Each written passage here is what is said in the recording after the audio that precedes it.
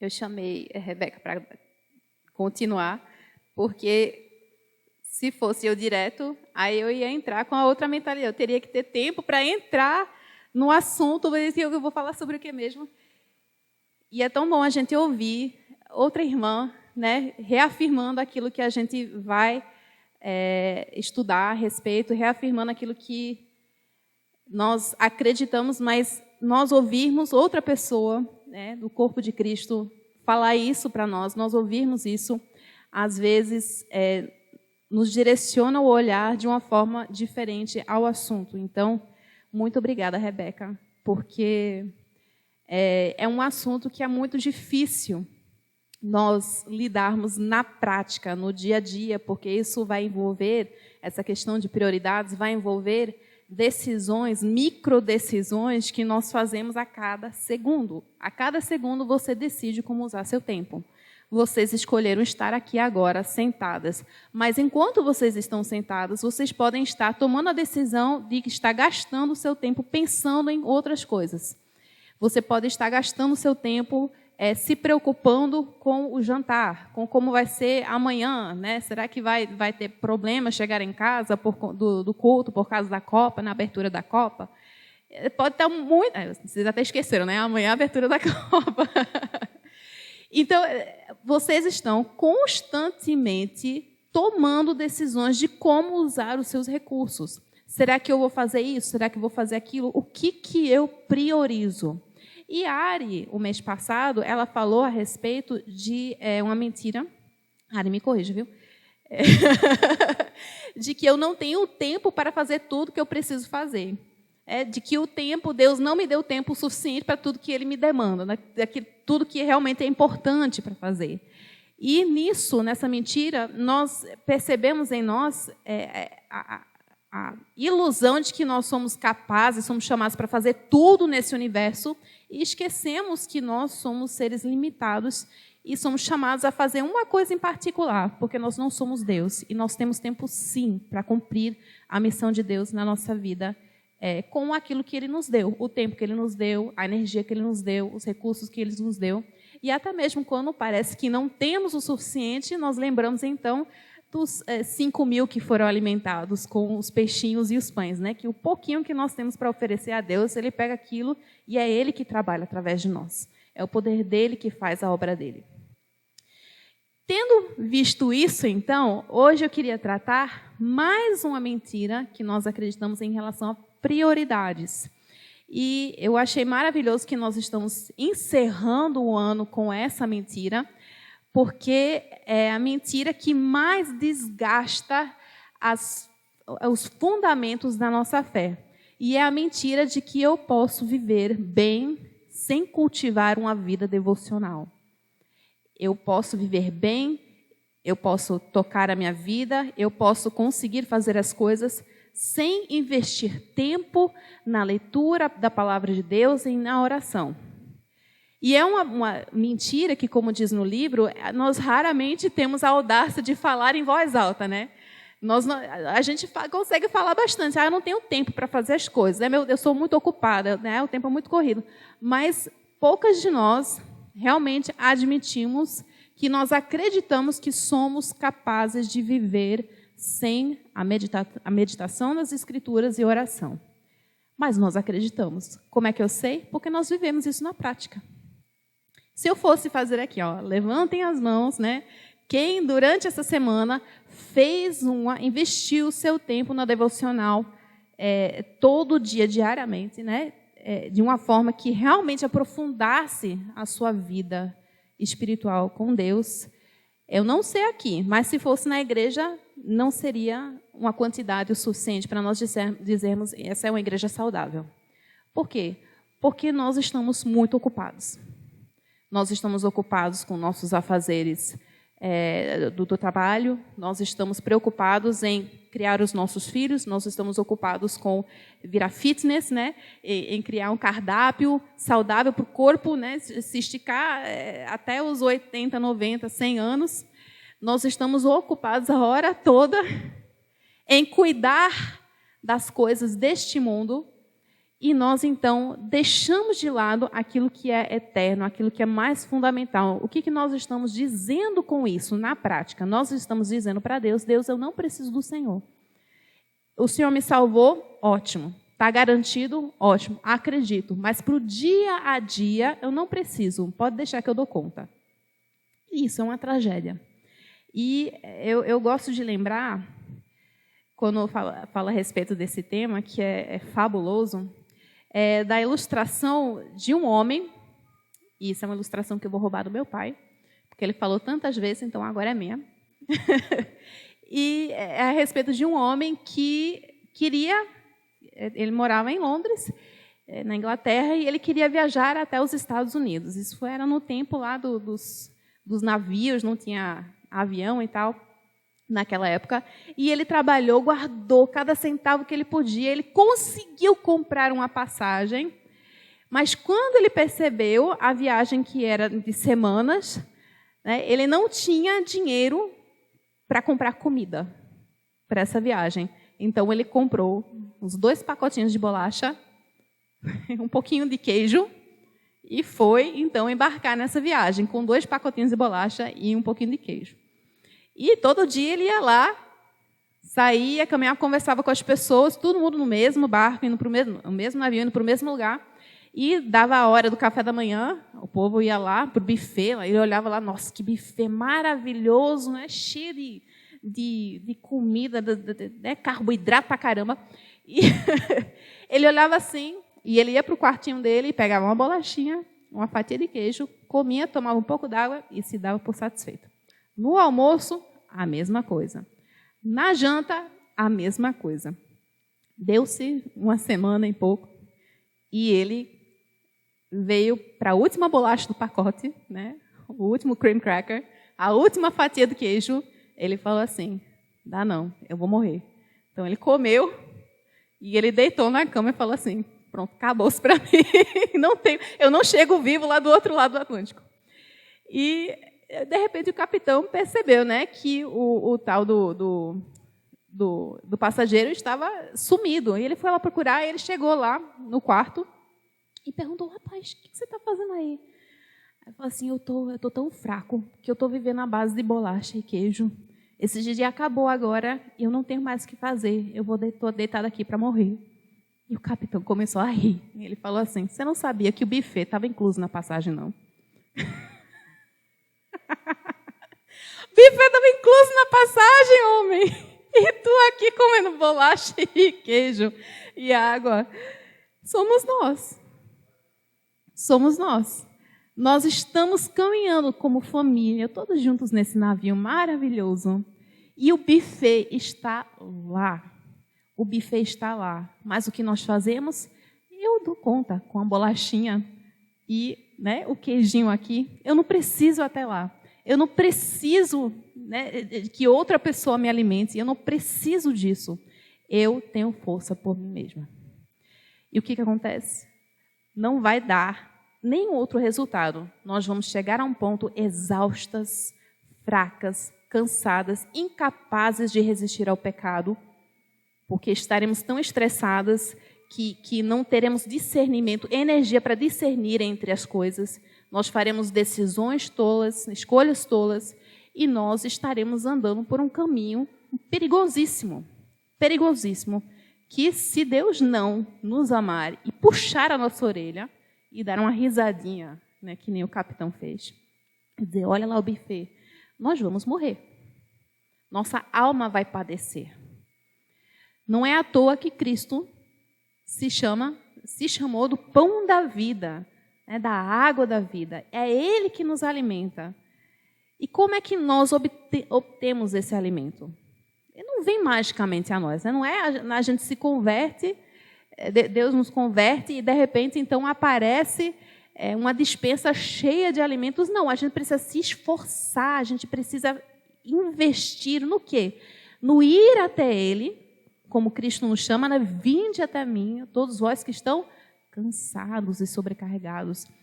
Ele não diz assim, eu vou até você, apesar de que Ele vai. Qual é a ordem dele? Vinde. Ou seja, você precisa olhar e redirecionar o seu olhar Você precisa redirecionar o seu passo e vir até mim.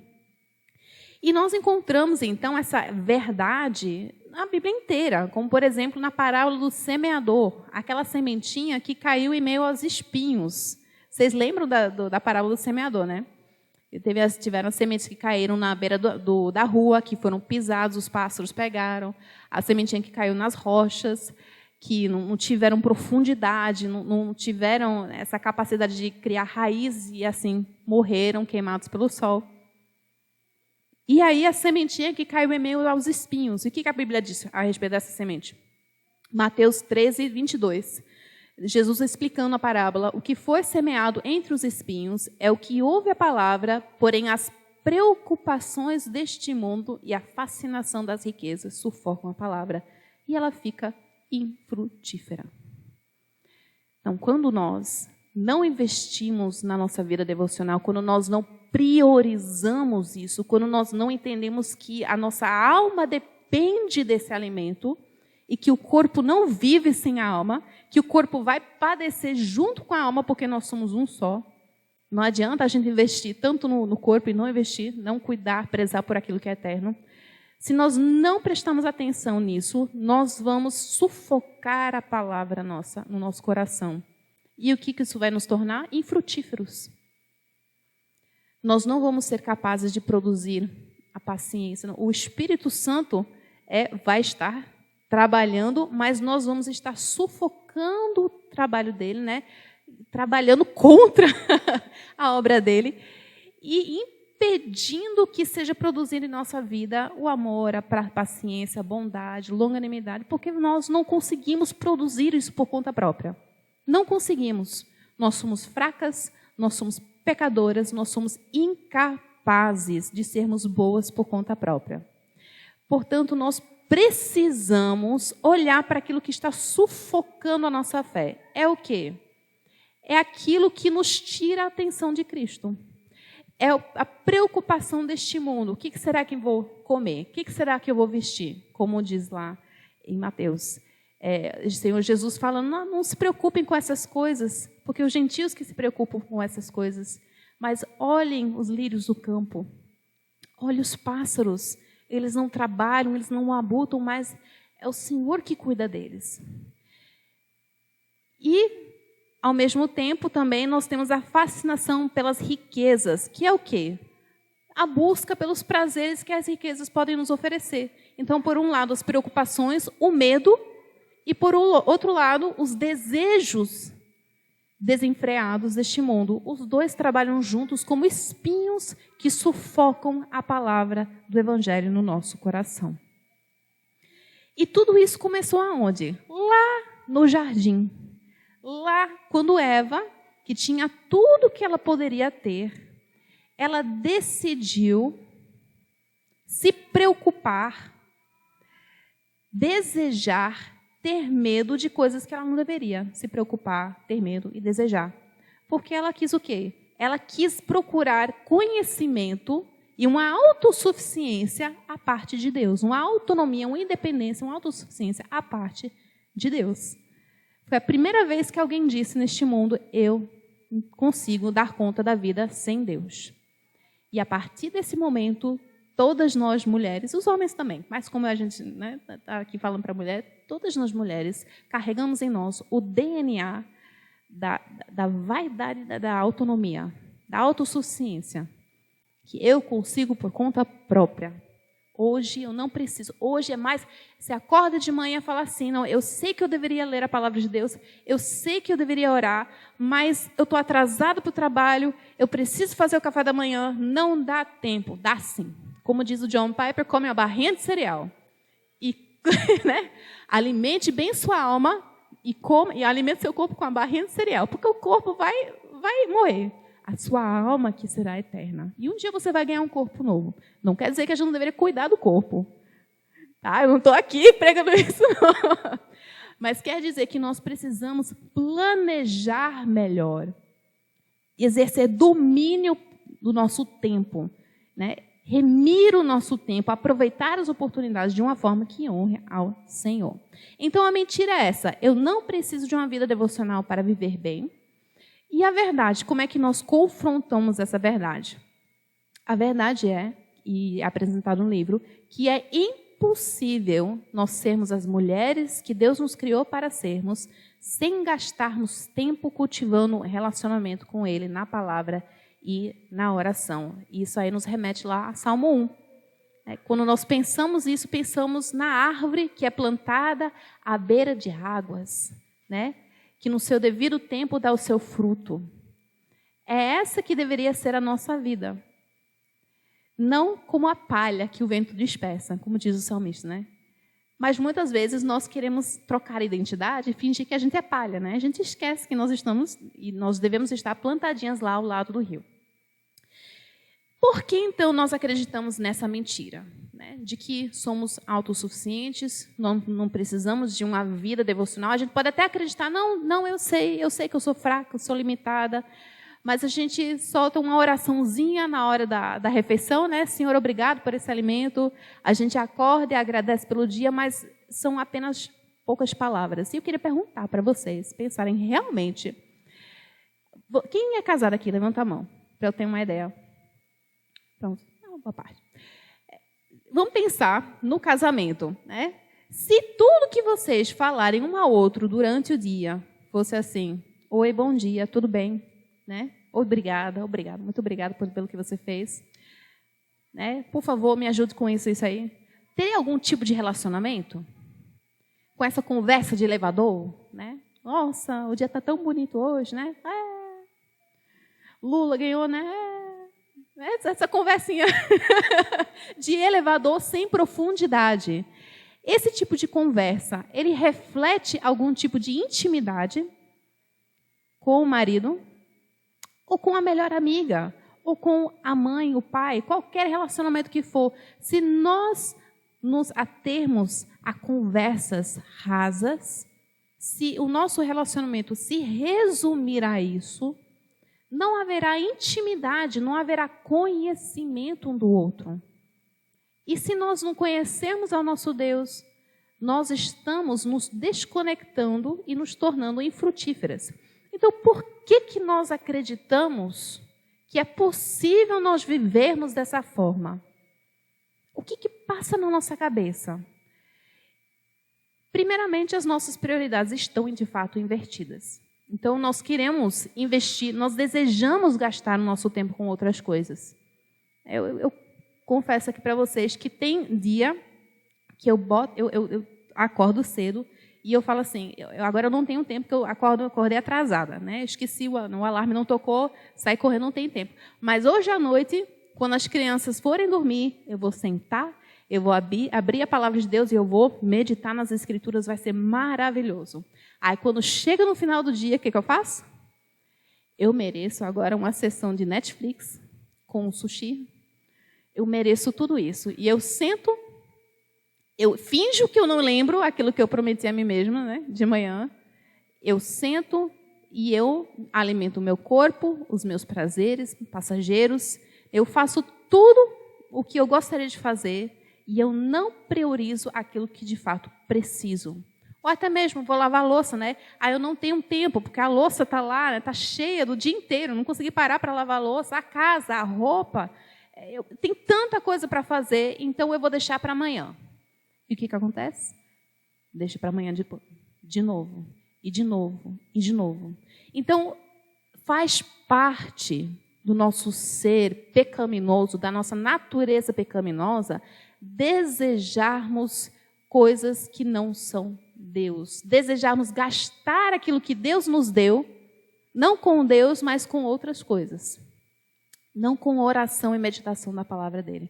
E o C.S. Lewis, o autor C.S. Lewis, que fez Nárnia, né? Escreveu as Crônicas de Nárnia, ele tem uma frase muito, muito impactante, bacana, que ele fala o seguinte: nós somos criaturas divididas, correndo atrás de álcool, sexo, ambições, desprezando a alegria infinita que se nos oferece, como se fôssemos uma criança ignorante que prefere continuar fazendo seus bolinhos de areia numa favela, porque não consegue imaginar o que significa um convite para passar as férias na praia. Não consegue. O meu filho, quando ele tinha 1 ano de idade, eu era daquelas ferrenhas que não ia deixar meu filho comer açúcar até os 10 anos de idade. Lei do engano, né? Quando ele fez 1 ano, completou 1 ano de idade, eu estava sendo muito vitoriosa. Com 10 anos de idade, imagina, sem açúcar até os 10 anos.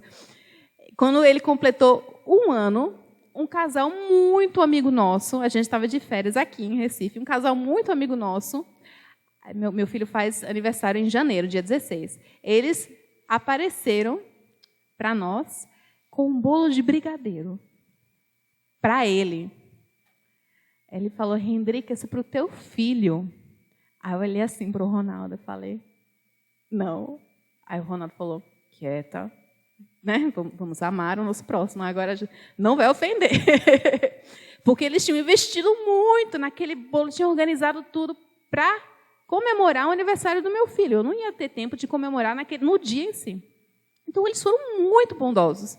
E meu filho, que nunca tinha comido chocolate na vida dele, brigadeiro, nunca. Eu botei ele na frente e falei, ele não vai comer, não. E olhou assim, ele ficou realmente assustado, porque ele nunca tinha visto o chocolate. E ele pegou, estremeceu assim, né, porque o negócio é grudento e João odeia coisa pegajosa. E ele foi. Aí o pai, Ronaldo, teve que intervir, pegar lá, João, bote na boca. E pegou a mãozinha dele e botou na boca dele. Quando ele botou na boca, a carinha dele, ele até estremeceu. Ele não conseguiu mais parar. E a gente teve que tirar ele do bolo, que ele foi assim, se enfiou no bolo de brigadeiro. Mas somos nós, muitas vezes, porque nós queremos mais as outras coisas que nos são mais familiares, nós temos medo de abrir mão aquilo que nós sabemos qual vai ser o resultado, mesmo que o resultado for ruim. Muitas vezes nós estamos fixadas num vício, num comportamento de hábito, né, que vamos de novo. Por quê? Porque aquilo lá dá um bom resultado? Não, porque nós temos um certo controle. Porque nós sabemos que se fizermos X, Y vai acontecer. Né? E no meio disso aí eu vou ter algum prazer. Mas tentar uma outra coisa, confiar num ser que é maior do que eu, acreditar que eu não tenho controle de verdade sobre essas coisas, isso é assustador. Uma coisa diferente, uma coisa nova. Eu tenho medo de perder aquilo que me dá prazer. Eu tenho medo porque eu acho que Deus não vai ser o suficiente para satisfazer a minha alma. Eu tenho medo disso. Então, eu prefiro cuidar de mim mesma, né? Porque se eu não cuidar de mim mesma, ninguém vai. Ao invés de eu investir nesse relacionamento íntimo com Deus. E aí, o que acontece? Tiago 4,2. Nós vivemos de mãos vazias. Por quê? Porque nada temos, porque não pedimos. Tiago diz lá, nada tem, porque não pedem. Vocês tentam, se esforçam, mas vocês não conseguem obter nada, vocês vivem em conflitos, vocês vivem cansadas, vocês vivem estressadas, ansiosas, preocupadas. Por quê? Porque vocês não pedem. O que a palavra de Deus diz? Não andeis ansiosos por coisa alguma, mas oferecei suas súplicas a Deus com ações de graças. Precisamos falar com aquele que nos conhece mais do que tudo. Então, nós desejamos gastar o nosso tempo com outras coisas do que com oração. Quando nós oramos, Tiago continua aí, quando nós oramos, quando nós pedimos de fato, nós não recebemos ainda porque nós pedimos mal, para esbanjarmos nos nossos prazeres. Então, não oramos. E quando oramos, é para ganhar aquilo que Deus pode nos dar, ao invés de ganharmos mais de Deus. Nós não entendemos a profundidade, a urgência e a necessidade e o prazer que a oração e a meditação das Escrituras podem nos dar. E ao invés disso, a gente faz o quê? A gente ora, a gente pede uma coisinha só. E a gente não percebe que o banquete está à nossa frente. A gente só pede a bolachinha com queijo. Porque pelo menos a bolachinha com queijo eu sei que está garantido. Apesar de que a bolachinha com queijo vai um dia me matar. Então, nós desejamos gastar o nosso tempo com outras coisas e nós desejamos mais o que Deus pode nos dar do que o próprio Deus. Quando nós pegamos isso da nossa natureza pecaminosa e nós juntamos também ao fato disso outras coisas, outros fatores a respeito da oração, isso faz compreensível, apesar de que não desculpável, o fato que nós acreditamos nessa mentira. É compreensível. Por quê? Porque nós somos pecadores. Porque o nosso coração se movimenta dessa forma. Mas é indesculpável. É compreensível, mas é indesculpável. Por quê? A oração, ela é difícil. Então, você pode falar assim, tá bom, Hendrika, eu vou para casa e eu vou começar a orar. Vamos investir nisso. Quem aqui já começou plano de leitura da Bíblia e terminou depois de uma semana? Assim, parou, não conseguiu continuar. Eu sei que eu já. Na verdade, no aplicativo YouVersion aqui, se eu abrir aqui, que eu não vou abrir para não passar vergonha, tem uns 10 planos de leitura que eu comecei, acho que eu fiz nem metade, e aí o que aconteceu? Outras coisas foram, me tirando o foco e eu acabei caindo. E aí, o que foi que aconteceu? Não, esse plano de leitura não está funcionando. Eu preciso de outro plano de leitura. Aí eu fui para outro plano de leitura. Eu estou precisando mais de falar sobre isso, ler sobre isso. Aí eu comecei outro plano de leitura, que mais uma vez, com 3, 4 dias, perde-se um dia. Geralmente é o final de semana, porque durante a semana tem a rotininha, mas quando bate o final de semana... Sábado, quando a gente dorme um pouco mais, a rotina da noite é diferente. Domingo, então, que o dia é completamente diferente, o que acontece? Vai por água abaixo. E a gente fala, não, eu vou começar de novo na segunda-feira. Vai nada. Você já desanimou. Então, orar é difícil. Estudar as Escrituras, ler a palavra de Deus, meditar nas verdades de Deus é difícil. E o livro Oração, do Tim Keller, ele fala muito bem sobre isso, e ele diz que não existe nada, ele não conhece nada que realmente vale a pena investir, que não seja realmente difícil, que seja fácil. Nada que vale a pena a gente investir é fácil. Portanto, a oração é a coisa mais difícil desse mundo de nós investirmos. Por quê? É a coisa mais valiosa que temos neste mundo. Porque é uma conexão direta nossa com Deus. Nós não precisamos de mediadores, nós falamos diretamente com Deus. Apenas Cristo é o nosso mediador. E até mesmo quando a gente fala bobagem, o Espírito Santo está lá intercedendo, transformando nossas palavras em palavras que agradam ao nosso Pai. Então, orar é difícil. Augustus Nicodemos tem dificuldade com oração. Pode ter certeza, O Tim Keller tem dificuldade com oração. Hernandes Dias Lopes podem ter certeza que os homens mais brilhantes e mais piedosos que pareçam, as mulheres mais capazes que a gente mais olha e admira, elas têm dificuldade com oração, porque a oração, ela é difícil. E isso deveria nos servir de encorajamento. Eu sei que parece que não é um encorajamento, de primeira. Então, Hendrika, se é difícil, então vamos chutar o pau da barraca. Não. É porque vale infinitamente a pena que é difícil. E se nós percebermos o valor daquilo que nós podemos ter através da oração, se nós compreendermos a beleza do nosso Deus, a satisfação que podemos ter no nosso Deus, se nós vermos e nos assombrarmos com o nosso Deus e pensarmos, poxa, Ele é meu e eu sou dele. E essa conexão que se chama oração, esse acesso que se chama oração e meditação nas Escrituras, é o meio pelo qual eu posso ter mais dele. Ele já me conhece, mas agora eu vou conhecer mais a ele. E nunca vamos conhecê-lo o suficiente. porque Ele é eterno. Não vai ter um dia, se nós de fato nos debruçarmos na oração e na meditação das Escrituras, não haverá uma vez sequer que nós vamos nos entediar com Deus. Por quê? Porque Ele é infinito, Ele é eterno. Ele sempre vai nos surpreender. Quer saber uma outra forma que Ele nos surpreende? Quando nós oramos coletivamente com outras pessoas. Porque a forma com a qual nós nos relacionamos com nossos problemas, os nossos sofrimentos, a forma com a qual nós nos relacionamos com Deus, é diferente muitas vezes da forma com a qual os outros se relacionam com Deus. Uma pessoa que está passando por luto, por sofrimento, encontra em Deus um Deus consolador.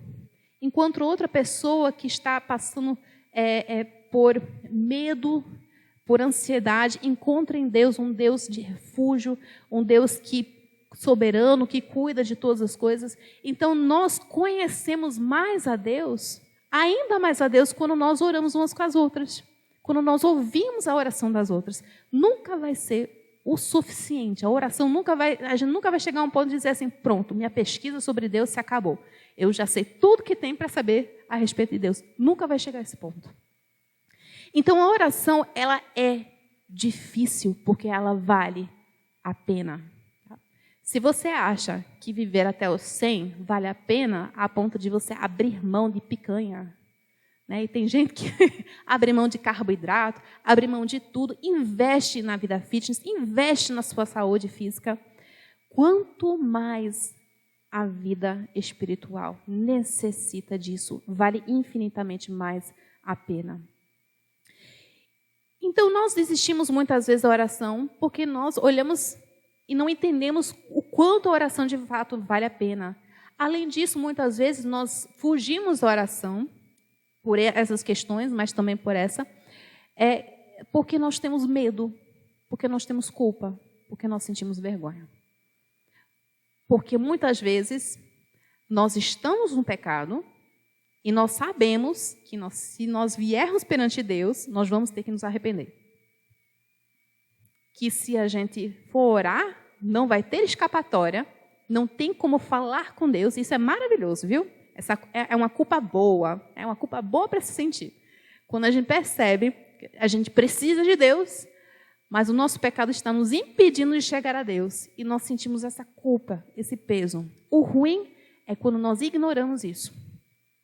O ruim é quando nós fugimos de Deus, como Adão fugiu, escondendo com medo do castigo, achando que Deus vai nos dar um castigo pesado que nós não vamos suportar, achar que Deus vai arrancar de nós tudo que nós queremos, achar que Deus vai nos mandar, né, viver uma vida sem prazer algum, sem alegria alguma.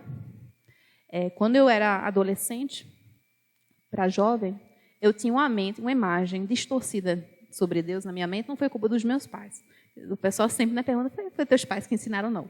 Eu sou pecadora mesmo. Então, eu olhava para Deus de uma certa forma e eu achava que Deus era um Deus que tinha prazer em esmagar os seus filhos, de forçar eles a sofrerem, porque, e agora se eu realmente falar isso, na época eu não ia admitir isso, porque de certa forma eu via um Deus sádico, que tinha prazer na dor dos seus filhos, que se eu fosse realmente entregar a minha vida a Ele completamente, né, eu era crente assim de banco, né? Eu vivia na beira do penhasco, mas eu não queria dar aquele salto de fé. Porque para mim um salto de fé, realmente entregar minha vida 100% a Deus, né? Eu entregava 50%.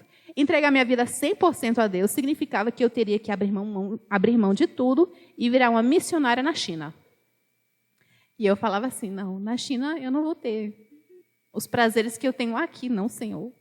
Se eu realmente for me entregar a isso, né, eu vou sofrer muito, Senhor. Então eu vou ficar aqui 50% crente, né, só 50%. Eu tinha medo, porque eu tinha uma visão distorcida de Deus, porque eu não compreendia aquilo que eu ouvia, aquilo que eu lia. Eu não tinha essa intimidade que a oração nos oferece com o Pai. Isso pode acontecer de diversas formas, né? termos vergonha de sermos expostos perante Deus. Queremos resolver os nossos problemas antes de orar. Às vezes é até mesmo querer resolver a nossa vida emocional antes de vir para a igreja. Querido, se você está quebrada, se você está doente emocionalmente, se está com problemas, a igreja é o lugar de gente doente. Não dá para você resolver o seu problema sem Deus e depois, quando estiver bem, aparecer na igreja. Quando estiver bem, orar. Quando estiver bem, ler a palavra de Deus. Não adianta. Porque você é incapaz de viver, de ser a mulher que Deus criou você para ser, se você não, primeiramente, priorizar o seu relacionamento com Deus. Então, queridas, a oração é difícil. Nós muitas vezes temos medo, nós temos culpa, nós temos vergonha, nós não conhecemos as Escrituras como deveríamos.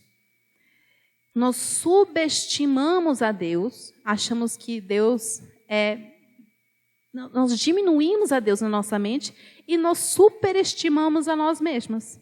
Nós temos uma imagem distorcida a respeito de nós mesmos. E hoje em dia, né, a moda é o empoderamento da mulher. Você consegue, você pode ser o que você quiser, né? Se você quiser ser algo, se esforce, invista-se que você vai conseguir, mas a realidade é que não. A realidade é que nós somos fracas, que nós achamos demais de nós mesmos e que tudo isso, na verdade, é vanglória. É encher-se demais de nada. E o Tim Keller tem outro livro maravilhoso, para quem não quiser ler Oração, que oração é dessa grossura aqui, mas o Ego Transformado é dessa grossura, assim. Então dá para ler numa sentada, né? Ego Transformado. Que acho que eu já comentei em outros momentos. Acho que a gente já usou, né, para outras ilustrações, outras palestras. Mas ele fala como a vaidade, a vanglória, né? Ele usa um texto bíblico, se não me engano, é lá em 1 Coríntios. Posso estar enganada agora. É 1 Coríntios, né? Obrigada. Aí que leu o livro. E ele usa essa ilustração, ele está exortando lá a igreja, e o povo está se gabando, cheios de si, né? Envolvendo-se em brigas, se metendo em encrenca, difamando um ao outro, se orgulhando, se gabando por questões diversas. E ele diz, então, que o pessoal, ele usa uma palavrinha que significa literalmente que eles estavam cheios de si. Não sei o que é chi.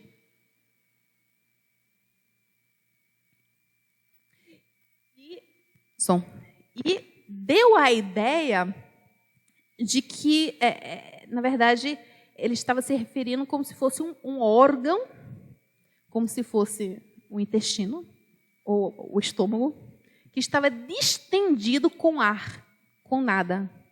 Um órgão distendido com nada nutritivo, com nada que realmente fortalecesse, com nada realmente que fosse de valor ao corpo.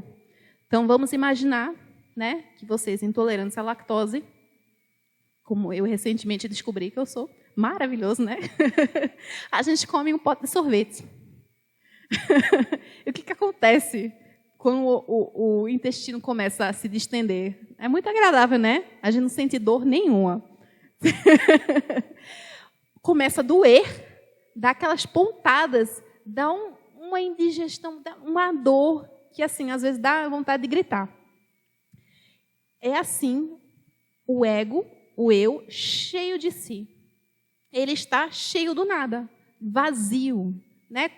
Com nada que preste, e está doendo, constantemente reclamando de que há uma coisa errada com ele e, portanto, está chamando atenção constante a ele mesmo. Ou seja, não tem tempo para ficar cuidando do problema dos outros, não tem tempo para dar atenção aos outros, não tem tempo para Deus, não tem tempo para nada. Porque está doendo, né? E eu preciso resolver isso, preciso amar mais a mim mesma, ter mais amor próprio, mais autoestima, preciso investir mais em mim mesma, preciso, né, de livre autoajuda, preciso disso, preciso daquilo, preciso me aceitar como sou. E o que acontece? Não resolve o problema. Não resolve o problema. Porque o problema é justamente que nós estamos cheios de nós mesmos. Nós estamos cheias da ideia de que nós somos capazes de fazer as contas por nós mesmos. E uma pessoa assim, quando nós estamos assim, além de estarmos ocupadas demais, querendo lidar com aquele probleminha, nós ficamos chamando a atenção a nós mesmas. Nós queremos que as pessoas confirmem que nós somos capazes, que nós somos bonitas, que nós somos inteligentes, né? Por isso que hoje em dia se fala assim, você precisa falar isso para os seus filhos, porque senão eles vão crescer com baixa autoestima. Então, todo dia você precisa falar, todo dia, porque senão cresce e vai ser um fracasso na vida, né? Eles estão fazendo chantagem emocional com os pais. Então, fale todos os dias para os seus filhos, porque eles são extremamente frágeis, eles vão quebrar se a autoestima deles não for alimentado. Fale todo dia para eles que eles são bonitos, que eles são inteligentes, que eles são capazes, que eles são fortes, que eles têm cabelo bonito, que eles têm isso, que eles têm aquilo. O que a gente está fazendo? A gente está inflando o ego deles e isso vai dar problema para eles no futuro. Quer dizer que a gente não pode elogiar o filho? De forma alguma, elogie. Mas não com o intuito de empoderamento, mas com o intuito deles saberem que foi Deus que deu para eles. E que a única forma que eles podem realmente compreender melhor quem eles são é através da oração. Através da oração. Então, a melhor coisa que nós, como mães, como pais, podemos fazer com os nossos filhos não é dizer para eles e reafirmar a eles como eles são capazes, né? Como eles são fortes e inteligentes. Mas ensiná-los a ler as Escrituras e a falar com Deus. Porque quando você morrer, quando você não estiver mais aqui, Deus vai estar. Então, o processo de criar os nossos filhos, eu sei que saí aqui numa tangente, mas eu acho muito importante a gente lembrar disso, né? Que o processo de nós criarmos os nossos filhos é um processo de cortar o cordão umbilical, né? Saiu fisicamente da gente e aos poucos eles vão se tornando, nós queremos que eles se tornem cada vez mais independentes de nós, mas ao mesmo tempo cada vez mais dependentes em Cristo. Como é que eles fazem isso? Através da oração. Através da leitura da palavra de Deus, através da compreensão daquilo que está escrito, através da oração.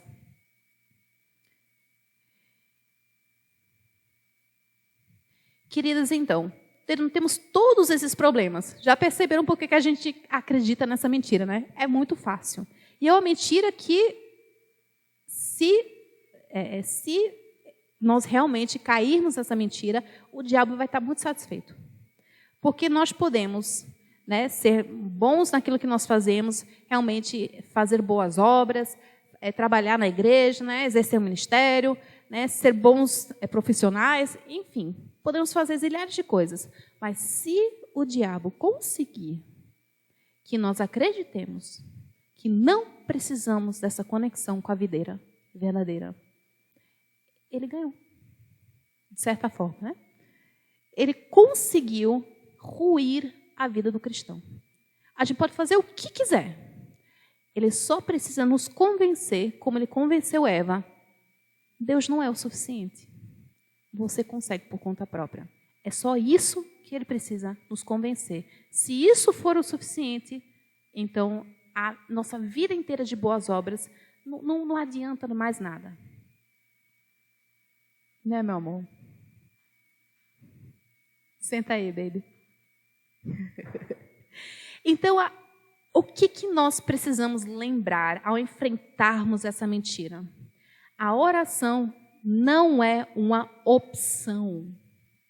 Não é uma opção. A oração é uma ordem. Orai sem cessar. Orai sem cessar. Nós vemos lá, 1 Tessalonicenses 5, 16 a 18, Colossenses 4, 2. A palavra de Deus não diz, quando vocês estiverem precisando, orem. De forma alguma, é uma ordem. Então, não é nem a questão de que é porque faz bem para nós. Faz muito bem para nós, mas em primeira instância, é como uma mãe que manda a criança comer o brócolis. Brócolis não, é que você gosta de brócolis, né, meu amor? Vamos pensar em outra coisa. Remédio. Você gosta de remédio? Não, né? É como a mãe que manda a criança tomar o remédio e a criança fala o quê? Eu não quero, eu não gosto. Qual o problema disso, meu amor? É porque Papai do Céu Eu falo aqui, quando eu vejo criança, começo a falar com criança. É porque o nosso Deus, Ele sabe o que é bom para nós. Ele sabe, e Ele sabe que a gente não gosta. E Ele sabe que nós vamos ter que enfrentar esse desgosto, essa dificuldade, essas tribulações, para podermos viver uma vida verdadeira. Então, é uma ordem do Pai, porque é bom para você, é bom para mim. E devemos, então, obedecê-lo independente das circunstâncias. Você está exausta? Ore. Você está estressada? Ore. Você está no meio de um argumento com alguém? Ore. Você está confusa a respeito do que fazer? Ore. Não tem um momento da nossa vida em que oração não seja a resposta certa. Não tem. Nós deveríamos viver em constante oração. Nossa mente deveria estar sempre... Não, que é beleza, né? A beleza é que Deus consegue ler nossos pensamentos. Então, nós podemos orar. Vocês podem estar orando agora, enquanto eu estou falando. Você poderia estar tendo uma conversa, ouvindo a Hendrika e, ao mesmo tempo, conversando com Deus, né? Ao mesmo tempo. Eu me lembro dos nossos dias de adolescente, que durante o culto, né, a coisa mais bacana era sentar ao lado do amigo, porque durante o sermão a gente ia discutindo, né, conversando, cochichando, né? Não a respeito do sermão, mas a respeito de outras coisas fúteis da vida. E eu já levei bronca do meu pai, como a minha filha levou bronca do Ronaldo esses dias lá do púlpito. Eu já levei bronca do meu pai, ele já desceu do púlpito para puxar a minha orelha na frente de todo mundo, porque eu estava conversando. Mas não tem problema. Não tem problema vocês conversarem com Deus. Não tem. Porque Ele é prioridade. Porque a sabedoria vem dEle. Porque a paz vem dEle. Porque a força vem dEle. Porque a vida vem dEle. Então, devemos orar a todo instante. Ore suas emoções. Nós já conversamos sobre emoções aqui. Ore suas emoções. Você está triste? Ore. Você está feliz? Ore. Você está cansada? Ore. Está angustiada? Ore. Está com medo? Ore. Está com raiva? Ore. Use as suas emoções para se aproximar de Deus de uma forma mais profunda. Vocês vão encontrar um Deus que é refúgio, que não vai rejeitar as suas orações, que ama um coração quebrantado, que ama da sabedoria, que ama dar paz e sossego aos corações. Então, Hendrika, tudo bem, eu entendi que eu preciso orar mesmo quando eu não quero. Então, vou orar por obediência. Mas será que eu não estou sendo hipócrita? Será que não é hipocrisia? Já me perguntaram isso, né? Será que ir para a igreja quando eu não quero não é hipocrisia? Fala assim, todo mundo aqui é hipócrita. Aqui a igreja está cheia de hipócritas. Você vai estar muito bem-vindo no nosso meio.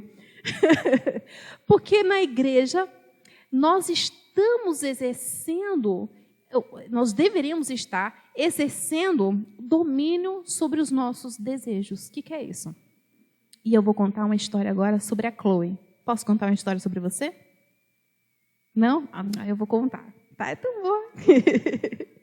A gente estava no Parque da Jaqueira esses dias, um tempo atrás, e Chloe gosta de algodão doce, né? Você gosta de algodão doce? E lá tinha o quê? Algodão doce. Faltava pouco tempo para o almoço, e eu tinha falado para ela, filha, nós não vamos comer algodão doce. E ela veio para mim várias vezes, mãe, eu quero algodão doce. E o danado do vendedor estava lá, né? Eles sabem como atiçar as crianças para irem querer o algodão doce. Coloca na altura da criança.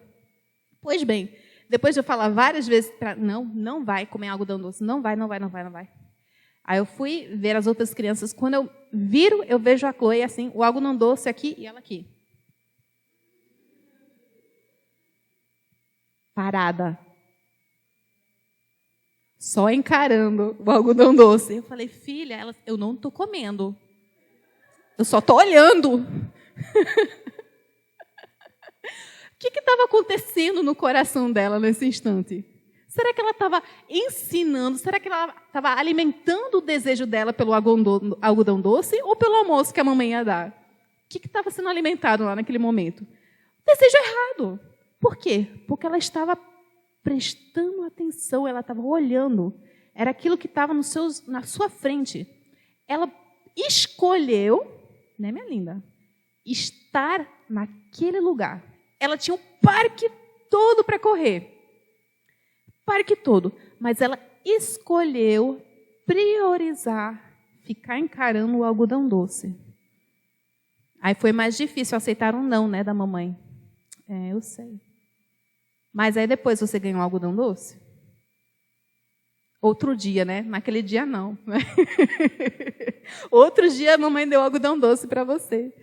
Mas vocês perceberam que quanto mais nós prestamos atenção a uma coisa, quanto mais corda nós damos para um pensamento, quanto mais nós olhamos as coisas, mais nós vamos cultivar um desejo dentro de nós.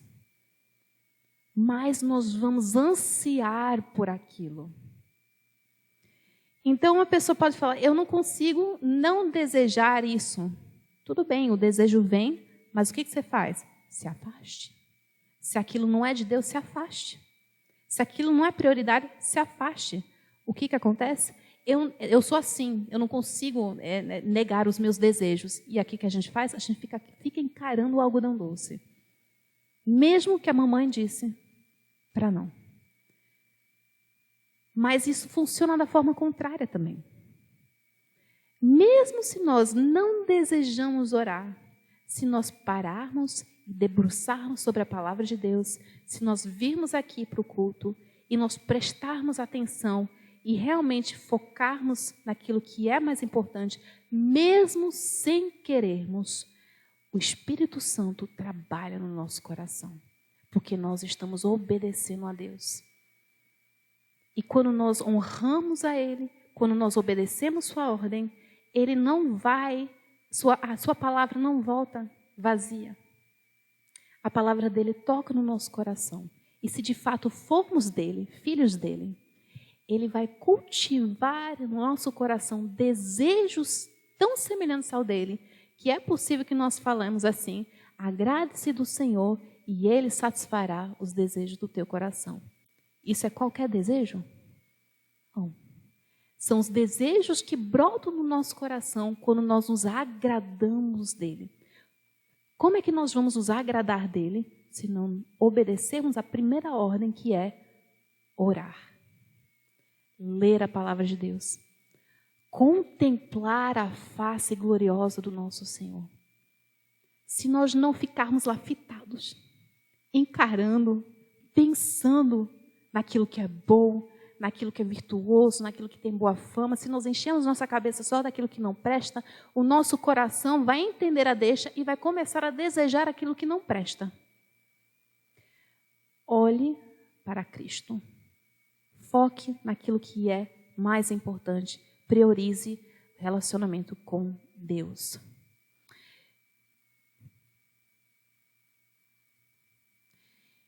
Queridas, a oração, ela vai permear toda a nossa vida. Oi, minha linda.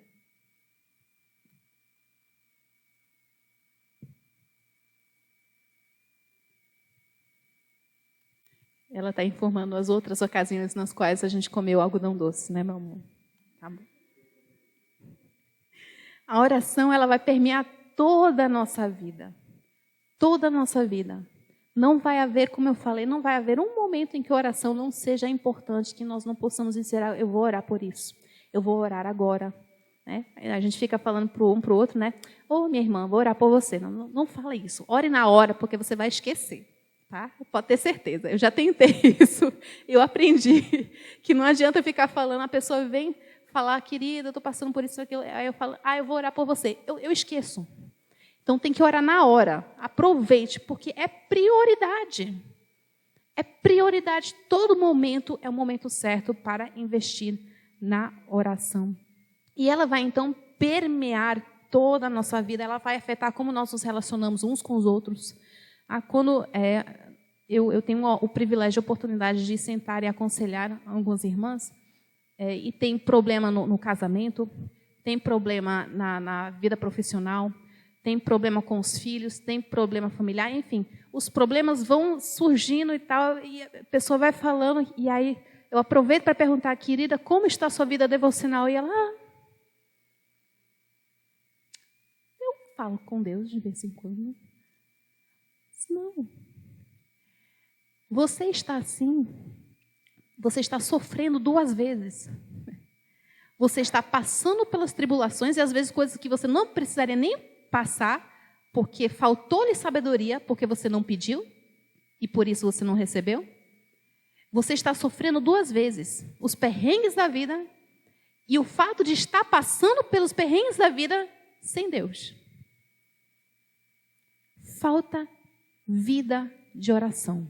Então, essa oração, a nossa oração e o estudo da palavra de Deus deve e vai permear toda a nossa vida. É o meio pelo qual nós recebemos a capacidade de amarmos uns aos outros de forma sacrificial. Porque se nós não estivermos satisfeitas nesse meio, nesse sentido vertical, nós vamos começar a usar uns aos outros para satisfazer aquele buraco que tem dentro de nós. Vocês sabem que nós somos um grande vazio, né? Isso é bíblico. Lá em Gênesis, a palavrinha para alma significa desejo, né? Significa apetite. E aquilo que tem apetite, aquilo que tem desejo, é aquilo que pode ser satisfeito. A palavrinha alma vivente, né? Então, significa que nós somos um grande vazio, que desejamos sermos satisfeitos por algo externo a nós. Isso significa o quê?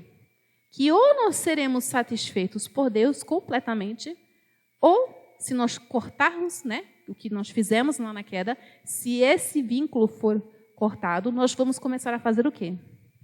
Usar os outros. Se eu não tiver a minha vida de oração em dia, se eu não estiver constantemente, e eu percebo isso, se eu não estiver constantemente debruçado na palavra de Deus, eu percebo que eu começo a ficar mais irritado com as pessoas. Que eu começo a manipular mais as pessoas, que eu começo a ignorar as pessoas que vão me causar muito trabalho, vão me estressar mais, né? Porque eu não aguento. Eu não aguento, não. A vida de esposo e pastor é muito estressante. Isso sou eu sem Deus, viu? Sou eu sem Deus. Quando nós estamos satisfeitas verticalmente, vai transbordar. O amor de Deus é tão grande, é tão generoso, que transborda. E nós seremos apenas através disso capazes de amar uns aos outros sacrificialmente. De abrir mão dos desejos que nós temos, que muitas vezes achamos que são nossas necessidades. Rapaz, tá? Está indo, por enquanto. Nós achamos que a oração é apenas, né, um desejo, uma coisa opcional, e nós começamos a achar que as outras coisas que são mais necessárias, e, portanto, que as pessoas deveriam nos servir nesse respeito, ao invés de vivermos uma vida de entrega, de desgaste em favor uns dos outros. Queridas, eu queria encerrar, então, antes de dividirmos em grupinhos para discutirmos a respeito da nossa vida devocional, que todo mundo aqui está correndo, está de fazer, né? Como é que nós, olhando para 2023, como é que nós podemos reorganizar as nossas prioridades? E eu estou falando olhando para 2023, mas eu digo, começando hoje, né? Começando hoje, que 2023 não começa 1º de janeiro, começa hoje. Como é que nós podemos reorganizar as nossas prioridades? Queridos, não tem como fugir do fato que nós precisamos exercer disciplina. Não tem. Como eu falei, a oração é difícil. A oração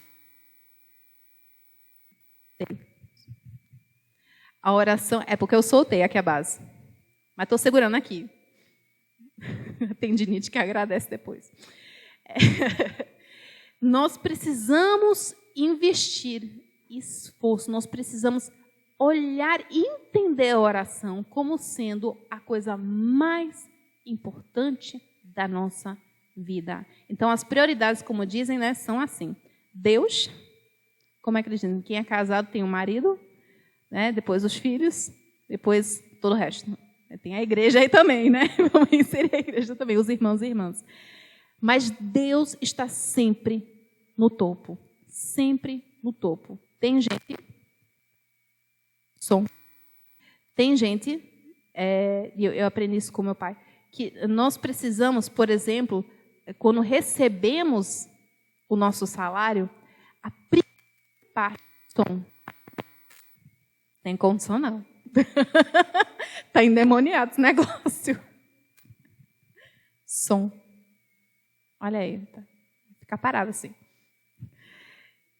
Muitas vezes, nós deixamos para ofertar ao Senhor aquilo que sobra, as migalhas, né?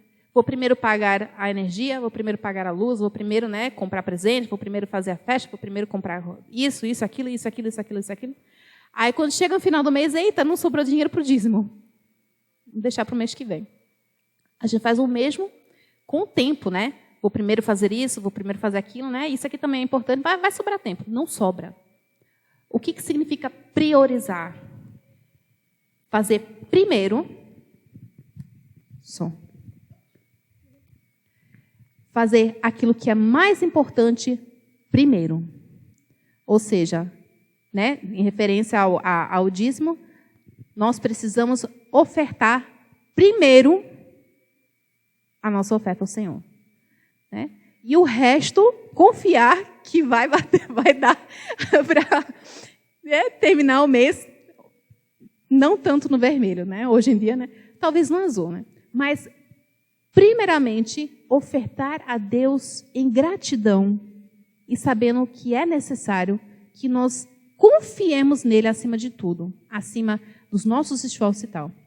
Isso exige disciplina. Isso exige contemplar, olhar para o algodão doce. E isso exige compreender a dimensão, o privilégio desse meio que nós temos de conversa com o nosso Deus, que é tão precioso que custou o sangue do nosso Salvador. Se ele não tivesse morrido na cruz, nós não teríamos como conversar com Deus, não. Não teríamos um mediador, não haveria nada disso, por conta do nosso pecado. Então, esse meio de comunicação custou a vida de Jesus. E a gente acha que não é prioridade. Compreendam a dimensão da oração, a urgência da nossa oração, de conversar com o Pai. E isso, então, vai levar a uma necessidade de disciplina. Você vai errar, vai cair, vai esquecer. Não desista. Eu sei que a gente, né, as perfeccionistas aqui, levantem a mão. Só eu? Ari. Oi, Ari. Quem não levantou a mão, sei que está mentindo. Quando nós, muitas vezes, não fazemos o jeitinho certo, como nós achamos que deveria ser, a gente acha, não, agora eu tenho que começar do zero, né? Não deu, então eu vou ter que tentar de um jeito completamente diferente. Não desista, isso se chama perseverança. Lá em Tiago fala a respeito da perseverança, né? Nós precisamos continuar na fé, entender que aquilo é vital para nós, entender que nossa vida vai fluir a partir daquilo, entender que todos os nossos relacionamentos... Eita, força, menina! Agora eu posso falar para ela, você é forte. Entender que é necessário, então, priorizar. Isso significa o quê? Separar um tempo para isso. Hendrika, eu tenho um filho pequeno. Eu também já tive. E eu ainda tenho. E quando eu sento para ler, eu posso estar fazendo milhares de coisas, né? E eles estão de boa, brincando. Quando eu sento para ler, que começa, né? Mãe! Samanta puxou meu cabelo. João, isso aqui. Mãe. Mas pensem como nós podemos nos adaptar à necessidade disso. E como nós podemos, de repente, incluir os nossos filhos. Tem muitos dias que o meu pão, né, as minhas migalhas do dia a dia na viagem, são a partir de uma oração e a leitura da palavra de Deus com eles.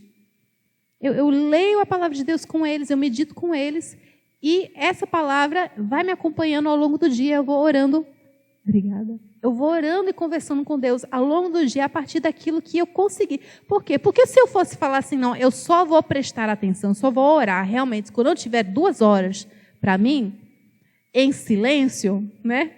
Com o meu caderninho aqui, com todas as minhas canetinhas, escrevendo, grifando tudo direitinho, eu não vou fazer. Então, precisamos baixar um pouquinho o nosso padrão. E precisamos entender que estamos conversando com o nosso Pai. Não precisamos entender que há uma forma certa de conversar, sim, com Ele. Mas entender que Ele é nosso Pai. A gente pode conversar com Ele às 3 horas da madrugada. E Ele estará lá para nos atender. Então, separe um tempo no dia para ler a Bíblia e orar. Não estou falando de estudar a palavra de Deus necessariamente. E aqui vem um outro ponto. É muito, muito, muito importante mulher estudar teologia. Pensa numa coisa que nós não investimos o necessário, o suficiente. Teologia não é só para pastor. Doutrina não é só para presbítero. Não é só para acadêmico. É para a vida.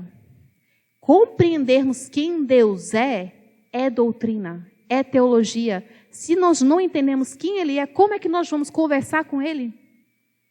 Então, separem um dia na semana. Não precisa ser todos os dias, mas pelo menos um dia. Olha aí o domingo, coisa boa, para investir no estudo da palavra de Deus. Separem um tempo para realmente estudar, entrar a fundo. Se for para aprender grego, aprendam, né? Ensinem os seus filhos grego, que é a coisa mais maravilhosa que tem. Eu queria poder fazer isso. Hebraico, entrem no texto, peguem comentários, assistam vídeos, estudem a palavra de Deus. Porque quanto mais nós estudamos a palavra de Deus, durante a semana, quando for no dia a dia, nós seremos capazes de pegar um textinho, já saber do que se trata e ficar remoendo nisso, né? Feito um boi, né? Durante o dia inteiro. Ficar mastigando naquilo. E pensem, gente, uma palavrinha da palavra de Deus, uma parte da palavra de Deus, quando visto no contexto, já é um banquete, porque é uma migalha da eternidade. É uma palavra sobrenatural aos nossos corações. Então, separem, coloquem isso como prioridade, separem um tempo na semana para estudar, de fato, a palavra de Deus, e aí todos os outros dias vai ser mais fácil. Porque você não vai estar assim, eu não consigo entender, eu não vou ter tempo para entender isso aqui. Não, você vai estar já debruçando sobre um texto que você já conhece. Vai vir mais facilmente para você. Memorize a palavra de Deus. A gente não vive mais na época de Marta e Maria, né? Que Jesus passava na casa delas e a Maria, eu imagino, né? A alegria de Maria lá, sentada aos pés do mestre, porque ela sabia que no dia seguinte ele ia embora. E ela não tinha podcast para ficar acompanhando ele depois. Ela tinha que memorizar aquilo que ele falava. Ela tinha que se lembrar. E às vezes, quando ela esquecia, ela teria que conversar com outra pessoa que se lembrasse melhor do que ela. Nós viramos preguiçosas. Nós não memorizamos a palavra de Deus. A gente memoriza João 3,16. Né? De repente, Salmo 23. E o resto a gente não conhece, não sabe onde está. Isso é preguiça mental. E quando nós, um dia, estivermos numa situação em que precisamos urgente ouvir a palavra de Deus e não tivermos uma Bíblia por perto, como é que nós vamos lembrar das verdades de Deus? Memorize os salmos, que são palavras de oração que vão nos ensinar como falar com Deus. Às vezes a gente não sabe nem o que orar. Às vezes o Espírito Santo traz para a nossa boca um salmo. E a gente vai falando o salmo e Deus vai tratando o nosso coração com aquele salmo. Por quê? Porque é a palavra sobrenatural dele. Que nós memorizamos, nós internalizamos. Como o salmista falou, né? Eu guardo tua palavra no coração para não pecar contra ti. Como é que Jesus enfrentou o diabo? Como Jesus enfrentou as tribulações, as tentações? Com a palavra memorizada, ele enfrentou com as escrituras. Ele não pegou o iPhone e de repente ficou assim, peraí. Pesquisar pão. Peraí, não estou lembrado. Então, ele já sabia, já estava na cabeça dele. Memorize, levante altares. Isso significa o quê? Marque alguma forma visual de você se lembrar das coisas, porque nós somos esquecidas. Tá? Nós somos muito esquecidas. Lá em casa, eu tinha pelo menos, que caiu, de tantas pessoas ficarem passando a mão, tinha vários versículos colados na parede, e um especificamente falando sobre a ira, né? Que a ira do homem não produz a justiça de Deus. Seja todo homem tardio para falar e pronto para ouvir. E toda vez que eu perdi a paciência com meus filhos, né, João Gabriel falou assim, mãe, o versículo da ira. Ó a parede, ó o versículo da ira. Lembra? A gente ensina os filhos para repreender a gente, né? Ainda bem que nós somos pecadores também. Mas vejam só, são altares que nós levantamos. Antigamente, naquela época, eles levantavam altares para fazer o quê? Marcar uma coisa que aconteceu. Lembrar de um momento marcante que aconteceu naquele lugar. Então, nós podemos fazer isso de diversas formas. Um dia festivo, né? Tradições familiares, versículos colados na parede, de diversas formas. Eu botei uma tatuagem aqui, porque eu sou tão esquecida que eu preciso botar no meu braço, que pelo menos meu braço não arranco, né? Sei não. Então, levante altares também. Queridos, eu não sei se vai dar tempo. Vocês gostariam de sentar e conversar um pouquinho, 15 minutos? Vocês topam conversar uns 15 minutos? Topam? Pronto. Então, eu tenho 3 perguntas para vocês. Tá? Tenho 3 perguntas. Matheus não está aguentando mais, não. Quem encerra logo, não? Oi? Ah, está assistindo. Então, primeira pergunta. A gente vai separar em grupinhos. A gente se organiza já já. Na prática, você tem acreditado na mentira de que você não precisa cultivar uma devocional para viver bem? Você tem confiado na sua própria força? Então, na prática. Eu posso mandar isso aqui para o WhatsApp. Vocês querem? Vou mandar para o WhatsApp. Quais são algumas das consequências de acreditar na mentira que você tem observado na sua vida? E terceiro, quais são algumas formas práticas que você pode começar a cultivar uma vida devocional hoje mesmo? Tá bom? Posso mandar? Vou mandar para lá. Vamos orar antes da gente separar. E a gente pode juntar as duas coisas, né? A gente pode lanchar e conversar ao mesmo tempo. A gente, né? Ótimo, né? Muito bom, joia. Para a gente apressar isso aí. Vamos orar, eu mando para o WhatsApp e a gente libera aí para os comes e bebes. E para sentarmos, vamos fazer em dupla? Um trio. Acho que dá trio. 1, 2, 3, 4, 5, 6, 7, 8, 9, 10, 11, 12, 13, 14, 15, 16, 17. Acho que dá um trio. Dá trio e uma dupla. Senhor Deus, nós te louvamos, te agradecemos porque o Senhor pagou o preço pelos nossos pecados. O Senhor abriu esse meio maravilhoso de comunicação com o Senhor. Nós que hoje, por meio da graça, somos tuas filhas, nós somos eternamente gratas, Senhor, porque nós podemos ir até o Senhor a qualquer hora do dia, com qualquer problema, até mesmo quando tivermos dúvidas no nosso coração ao teu respeito, até mesmo ira no nosso coração a respeito do que o Senhor fez conosco. Nós sabemos que o Senhor vai nos receber, o Senhor vai misericordiosamente nos tratar e o Senhor vai nos dar paz, sabedoria e todas as bênçãos que o Senhor nos prometeu através da oração.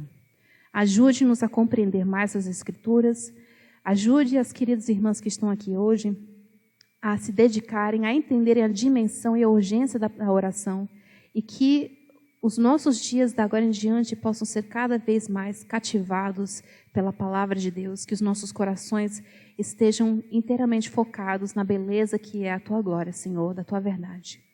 Pedimos isso em nome do Senhor Jesus. Amém.